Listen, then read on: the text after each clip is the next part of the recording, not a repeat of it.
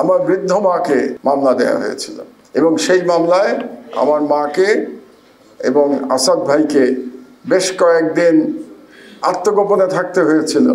আসাদ ভাইকে কিভাবে নিয়ে যাওয়া হয়েছে আর আমাদের তথাকথিত সুশীল পত্রিকাগুলো সেগুলো কিন্তু সেদিন শুধু নীরব থাকেন নাই, এই আসাদ ভাইয়ের জুলুমের পক্ষে তারা অবস্থান নিয়েছিলেন। আমি সংগ্রামের পত্রিকার কর্তৃপক্ষের কাছে আজকে একটি বিশেষ কারণে কৃতজ্ঞতা প্রকাশ করতে চাই। 250-টিরও বেশি ডিজাইন অপশন নিয়ে ওয়ালটন স্মার্ট ফ্রিজ, বোঝে আপনার প্রয়োজন। আমাকে দ্বিতীয়বার যখন গ্রেফতার করা হয়েছিল 2013 সালের 11ই এপ্রিল এবং আমার পত্রিকা আমার দেশ বন্ধ করে দেওয়া হয়েছিল। আমার পত্রিকা বললে ভুল হবে, আপনাদের সকলের পত্রিকা, বাংলাদেশের পত্রিকা, বাংলাদেশের স্বাধীনতাকামী জনগণের পত্রিকা, বাংলাদেশে ইসলাম প্রিয় মানুষের পত্রিকা আমার দেশ। তো সেটা যখন বন্ধ করে দেওয়া হলো, তারপরে এই আমার দেশ এই প্রেসেই একদিন ছাপানোর চেষ্টা করা হয়েছিল, 3 দিন ছাপানো হয়েছিল। আমার সহকর্মী জাহিদ চৌধুরী বলে দিল, আমি তো তখন জেলে, কাজেই পরিষ্কার মনে নাই আমার। 3 দিন ছাপানো হয়েছিল। তারপরে এখানে পুলিশ এসেছিল এবং গ্রেফতার করে নিয়ে গেছিল। আমার সহকর্মী যারা ছিলেন আমার দেশের, তার সঙ্গে সংগ্রামের যারা কাজ করতেন প্রেসে, তাদেরকেও গ্রেফতার করা হয়েছিল। এবং সবথেকে বড় কথা, আমার মা এবং সংগ্রামের এডিটর আসাদ ভাইয়ের নামে মামলা দেওয়া হয়েছিল এবং সেই মামলায় আমার মাকে এবং আসাদ ভাইকে বেশ কয়েকদিন আত্মগোপনে থাকতে হয়েছিল এবং পরে নিম্ন আদালতে গিয়ে আমার বৃদ্ধ মাকে এবং আসাদ ভাইকেও, আসাদ ভাই আর আমার মায়ের বয়স হয়তো কাছাকাছি হবে আমার ধারণা, তো দুজনকে নিম্ন আদালত থেকে জামিন নিতে হয়েছিল। তো সেই সময় আপনাদের মনে আছে কিনা জানি না, আমি তখন ডিবিতে বন্দি ছিলাম, রিমান্ডে ছিলাম। সেই রিমান্ডে থাকা অবস্থায় আমার প্রতিবাদ করার আর কোনো উপায় ছিল না। আমি অনশন করেছিলাম এই মামলার বিরুদ্ধে, এই যে আমার মায়ের বিরুদ্ধে এবং আসাদ ভাইয়ের বিরুদ্ধে মামলা দেওয়া হয়েছিল তার বিরুদ্ধে। এবং পরবর্তীতে আসাদ ভাইয়ের উপরে যে নির্যাতন হয়েছে সেটিও আমার জানা। তখন আমি বিদেশে এক্সাইল লাইফে ছিলাম।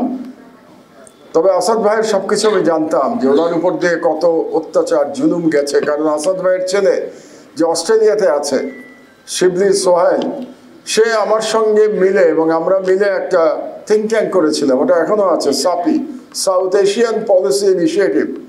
সেই সাপি থেকে আমরা বিভিন্ন রিসার্চ পেপার বের করতাম বাংলাদেশের জালিম শাসক, ফ্যাসিস্ট শাসক শেখ হাসিনাকে নিয়ে। এবং তার মধ্যে একটা খুব বড় আমরা স্টাডি করেছিলাম, যেটার হেডলাইন ছিল এরকম, যতদূর মনে পড়ে, Awami League is inherently A terrorist party.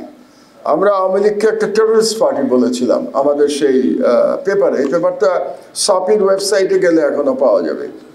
কিন্তু দুর্ভাগ্যের বিষয় হলো, একটু আগে আজিজ সাহেব আমাদের মিডিয়ার কথা বলছিলেন, আমি শুনছিলাম, আমার দেশের উপরে যখন জুলুম হয়েছে, আসাদ ভাইকে যখন ধরে নিয়ে গেছে, তখন কিন্তু সাংবাদিক নেতারা মোটামুটি নীরবতা পালন করেছেন।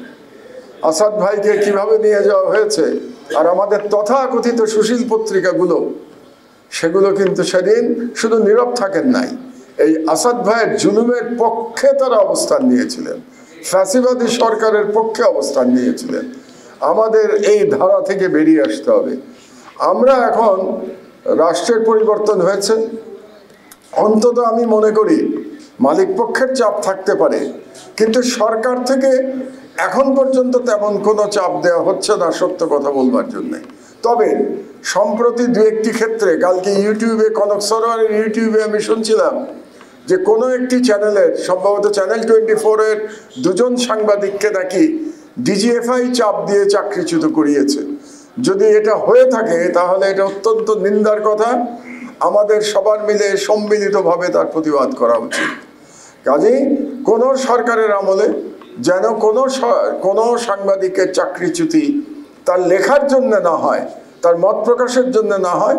এই জন্যে আসুন আমরা এই সংগ্রামের আজকে এই সুবর্ণ জয়ন্তী অনুষ্ঠানে আমরা সবাই মিলে আমরা ওয়াদা করি এবং আমরা ঐক্যবদ্ধ হই।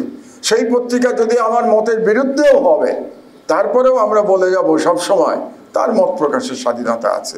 যদিও ফ্যাসিবাদের 15 বছরে আমাদের মত প্রকাশের স্বাধীনতার কথা কেউ বলে নাই, কিন্তু তারপরে আমরা কিন্তু বলে যাব, যেই ক্ষমতায় আসুক, বিএনপি ক্ষমতায় আসুক, বর্তমানে যে সরকার আছে ক্ষমতায় আসুক, জামাত ক্ষমতায় আসুক, আমরা সর্বদা বলে যাব যে মত প্রকাশের স্বাধীনতা থাকতে হবে।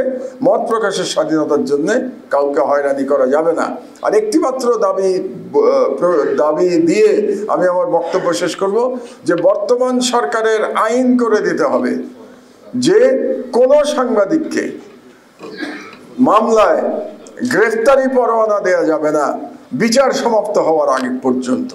তার বিরুদ্ধে যদি কোনো অভিযোগ থাকে, মামলা হবে, বিচার হবে, বিচার হওয়ার পরে বিচারে যা কিছু সাব্যস্ত হয় সেটা হয়ে যাবে। কিন্তু একজন মানহানি মামলা করবে অথবা অন্য কোনো ভুয়া মামলা করবে, আইসিটি আইনে মামলা করবে, আর তাকে গ্রেফতার করে নিয়ে যাবে, এটা আমরা হতে দিতে পারি না।